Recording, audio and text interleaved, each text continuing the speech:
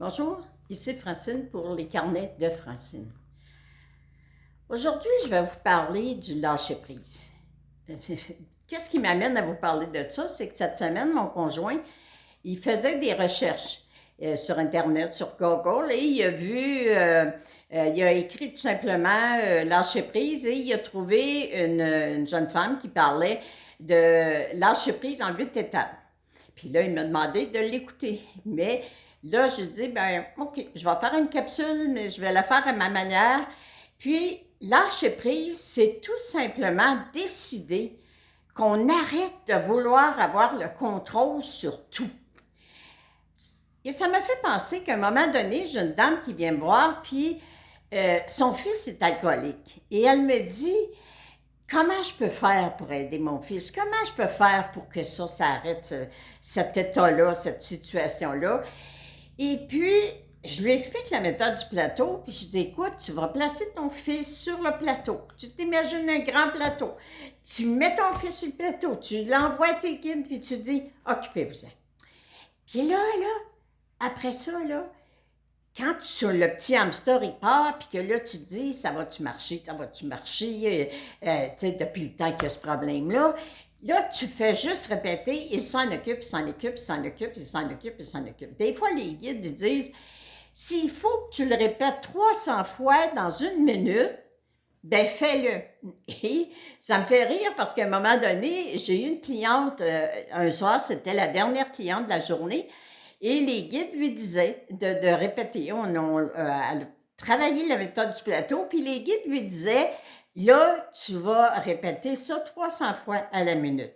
Et le mois suivant, elle me dit, pour moi, tu étais fatiguée, puis tes guides étaient fatigués parce que 300 fois à la minute, je suis pas capable de dire ça 300 fois à la minute. Et là, je pars à rire parce que je dis, en réalité, il faut que tu le répètes souvent pour ne plus penser, pour arrêter d'essayer d'avoir le contrôle. Puis elle, là, sa réaction face à la méthode du plateau, c'était de me dire, oh non, je peux pas faire ça. En réalité, ce que tu es en train de me dire, c'est comme si je dis au bon Dieu, hey, je t'ai écœurée, là, je suis tannée là, que mon fils ait ce problème-là, puis débarrasse-moi donc de ça, de ce problème-là. C'est pas ça.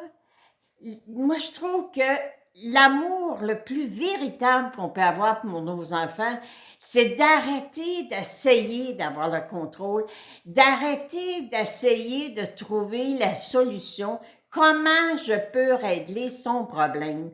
Puis automatiquement, plus vous allez lâcher prise, plus vous allez remettre ça dans les mains de vos guides, ben ça va avoir un résultat que vous expérimentez. Vous pensez même pas que ça pouvait être si rapide à régler. Alors, ayez la foi. Avoir la foi, là, c'est, regarde, il y a un monde invisible qui est là pour nous aider.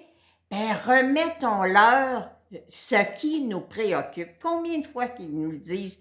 Tu sais, notre mission à nous, vos guides, c'est de vous rendre heureux. Alors, tout ce que vous avez à dire, cher guide, rendez-moi heureux, rendez-moi heureuse, je le mérite tout plein merci. Fait qu'une fois que vous avez placé ce qui vous préoccupe sur le plateau, ils veulent vous rendre heureuse, ils veulent vous rendre heureux, ils vont s'occuper de ce que vous avez partagé. Apprenez à travailler avec vos guides, apprenez à déléguer, arrêtez. Et commencez à déclarer, tu sais, que vos enfants, là, vous leur avez donné des valeurs, le sens de la responsabilité. Fait que demandez à vos guides de s'occuper de votre enfant.